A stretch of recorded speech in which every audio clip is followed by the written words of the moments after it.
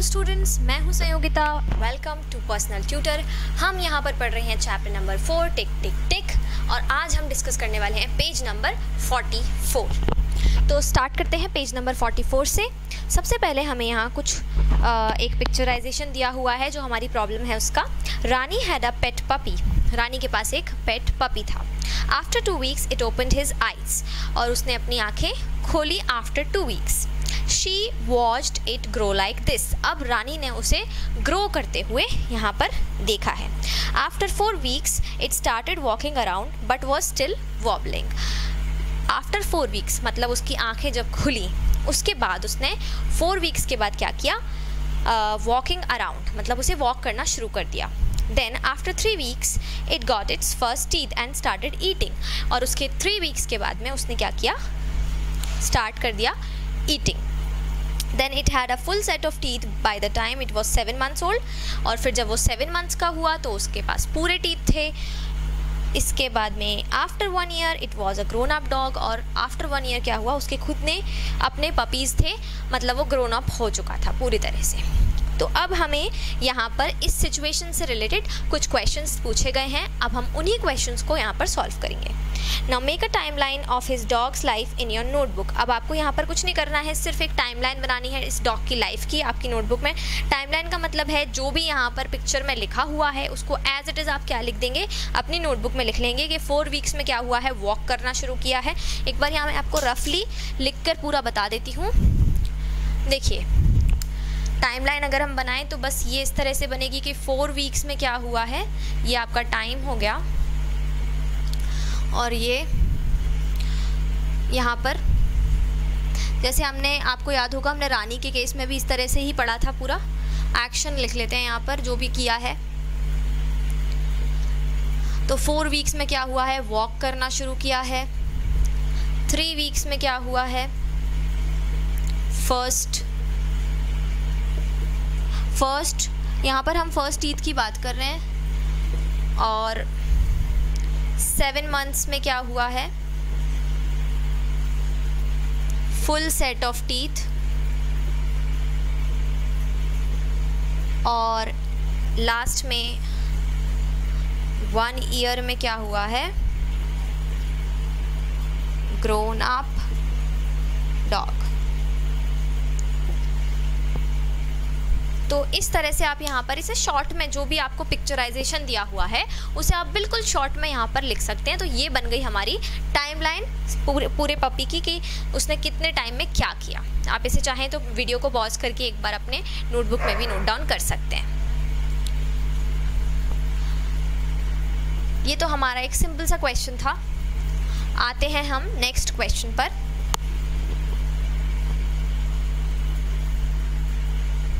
अब जो next question हमें दिया हुआ है उसमें हमारे पास है नोट द डिफरेंसेस। अब हमें इसमें क्या करना है स्टूडेंट्स, हमें इसमें नोट करना है डिफरेंसेस नोट करना है किस किस के, मुनिया के और रानीस पपी के। तो अब यहाँ पर हमने मुनिया का जो था वो पूरा डिटेलिंग पढ़ा था पेज नंबर 43 पर जो था, और अब हमने यहाँ पपी की भी पूरी डिटेल्स पढ़ ली हैं। अब हम क्या करेंगे, इन्हें सिर्फ कंपेयर करेंगे। मतलब आपको पढ़ी जो चीज़ें हैं, आपकी पढ़ाई जो चीज़ें हैं उनको एक बार फिर से यहाँ पर रिवाइज करके लिखना है। तो स्टार्ट करते हैं। एक टेबल बनी हुई है, इसे बना लेते हैं पहले। सबसे पहले हमें पोजीशंस दी हुई हैं। पोजीशंस में हमारे पास क्या क्या है, हमारे पास है स्टार्टेड वॉकिंग।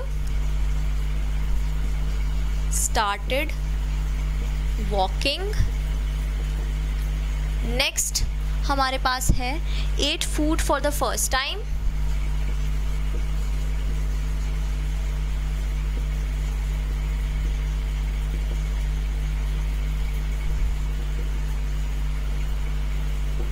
और थर्ड हमारे पास है गॉट द फर्स्ट टूथ।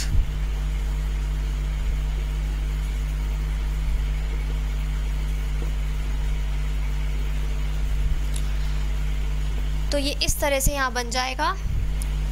पूरा टेबल आपको भी बनाना है स्टूडेंट्स, तो आप भी इसको बना लीजिए। यहाँ पर मुनिया की हम यहाँ पर एज लिखेंगे, और यहाँ पर पपी है, और यहाँ पर हम पपी की एज लिखेंगे। चलिए स्टार्ट करते हैं पढ़ना इसको अब। तो अभी हमने जैसे कि पढ़ा था, यहाँ पर मुनिया की अगर बात करें तो आप पेज नंबर 43 पर जाइए। मुनिया की सारी डिटेल्स आपको 43 पर मिल ही जाएंगी और हम ये सॉल्व भी कर चुके हैं। तो हमें पता है कि भाई मुनिया ने वॉक करना कब स्टार्ट किया था, when she was 11 months old. ये क्वेश्चन हम ऑलरेडी कर चुके हैं। अगर आपने पुराने वीडियोज़ नहीं देखे हैं तो उन्हें विजिट कीजिए। इसके तुरंत पहले जो पेज नंबर 43 का वीडियो है उसको देखेंगे तो आपको मुनिया के सारे यहाँ पर कॉन्सेप्ट जो हैं वो क्लियर हो जाएंगे। तो चलिए स्टार्ट करते हैं। मुनिया का जो है 11 मंथ्स में उसने वॉक करना शुरू कर दिया था। और पपी का तो हमने अभी देखा, जस्ट अभी हमने क्वेश्चन देखा। तो 4 वीक्स में पपी का आंसर है कि 4 वीक्स में पपी ने वॉक करना शुरू कर दिया था। नेक्स्ट हमारा है ate food for the first time, मतलब पहली बार खाना कब खाया। तो मुनिया ने तो 6 मंथ्स में खाया था खाना पहली बार, क्योंकि फर्स्ट टूथ जो था वो 6 मंथ्स में, जब वो थी 6 मंथ्स की तब उसको फर्स्ट टूथ आ गया था। और यहाँ पपी की बात करें तो 3 वीक्स है। अभी हमने पढ़ा कि 3 वीक्स में उसका पहला दांत आ गया था, तो यहाँ पर आ जाएगा 3 वीक्स। नेक्स्ट है हमारा गॉट द फर्स्ट टूथ।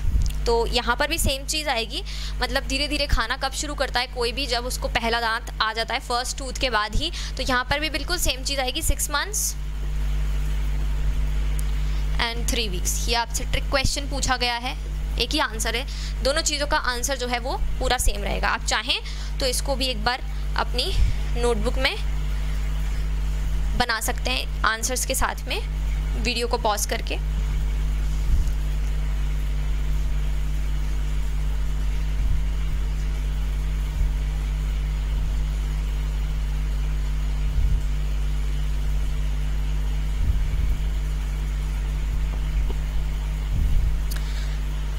अब हम यहाँ पर आ रहे हैं पेज नंबर, ये हमारा जो 44 पेज है ये यहाँ पर एंड हो जाता है इस वाले क्वेश्चन पर। अब हमारे पेज नंबर 45 पर। 45 में हमें है फाइंड आउट, हमें फाइंड आउट करना है कुछ चीज़ें। Do all animals grow at the same speed, क्या सारे के सारे जो एनिमल्स हैं वो एक ही स्पीड पर ग्रो करते हैं, ये हमें क्वेश्चन दिया हुआ है। Do all animals grow at the same speed।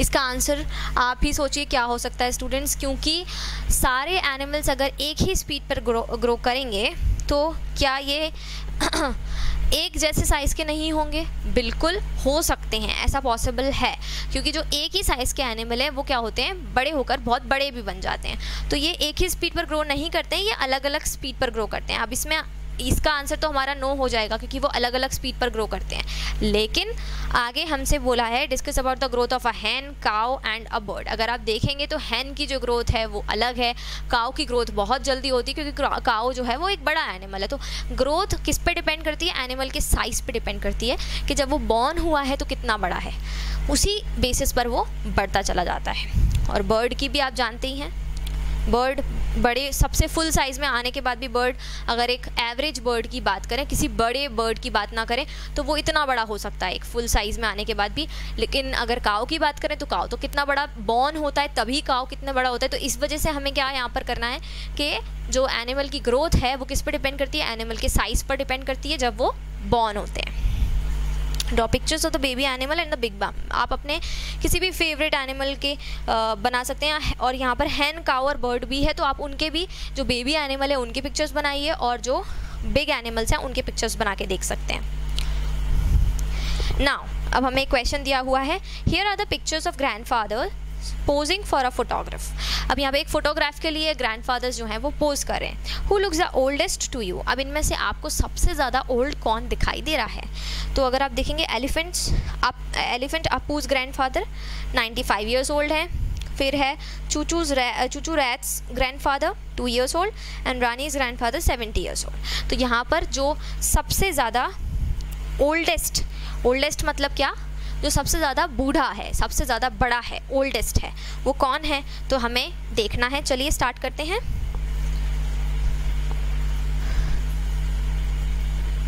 अगर आप देखें ध्यान से तो एलिफेंट के जो हैं, एलिफेंट अपूज के जो ग्रैंडफादर हैं वो है 95 के, बाकी 2 years ओल्ड है rats grandfather and Rani's grandfather is 70 years old. तो यहाँ पर सबसे बड़ा कौन हुआ? अपूज ग्रैंडफादर, क्योंकि वो कितने ओल्ड हैं?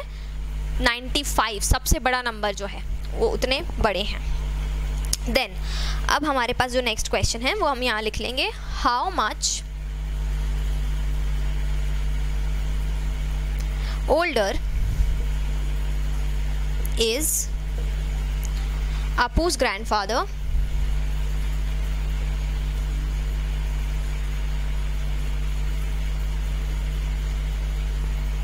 than Rani's grandfather?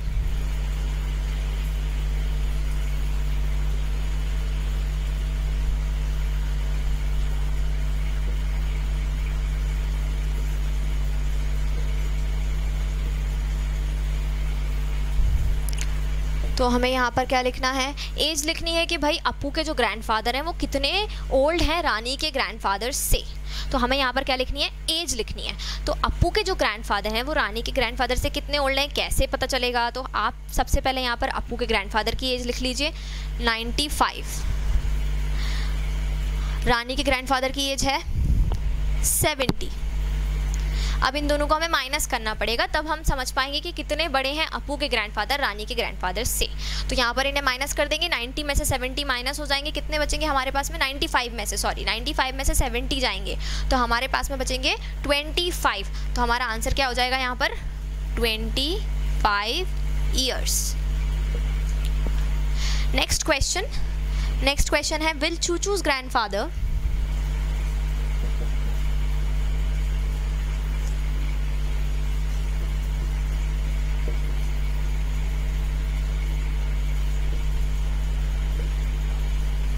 Will Chuchu's grandfather ever grow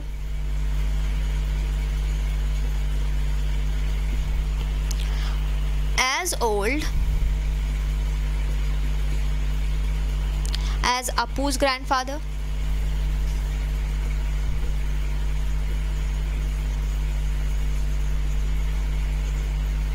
अब चूचू के जो ग्रैंडफादर हैं क्या वो कभी अप्पू के ग्रैंडफादर के बराबर हो पाएंगे? मतलब वो क्या कभी 95 years के हो पाएंगे? तो क्योंकि चूचू क्या है? एक रैट है और अप्पू क्या है? एक एलिफेंट है, तो मतलब उसके ग्रैंडफादर एलिफेंट हुए। तो क्या एलिफेंट और रैट्स जो होते हैं उनकी एज लिमिट होती है वो सेम होती है? मतलब जितने एलिफेंट जितने टाइम तक जिंदा रह सकते हैं उनका जो लाइफ स्पैन होता है क्या वो रैट के बराबर होता है? बिल्कुल नहीं। रैट का लाइफ स्पैन 2 to 3 years का ही होता है और जो एलिफेंट है उसका लाइफ स्पैन 100 years का भी हो सकता है। तो इसलिए यहाँ हम लिखेंगे कि कभी भी एक रैट जो है वो एलिफेंट के बराबर का नहीं हो सकता, वो 2 या 3 साल का होने के बाद में मर जाता है। तो इसलिए हम यहाँ क्या लिखेंगे? नो, चूचू के ग्रैंडफादर कभी भी अप्पू के ग्रैंडफादर के बराबर नहीं हो सकते। तो हमारा आंसर हो जाएगा यहाँ पर no. Third question, how much younger is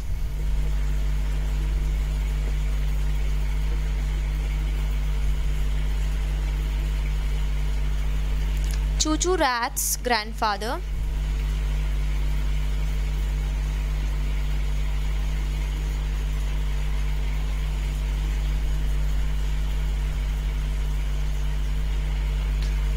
than Rani's grandfather?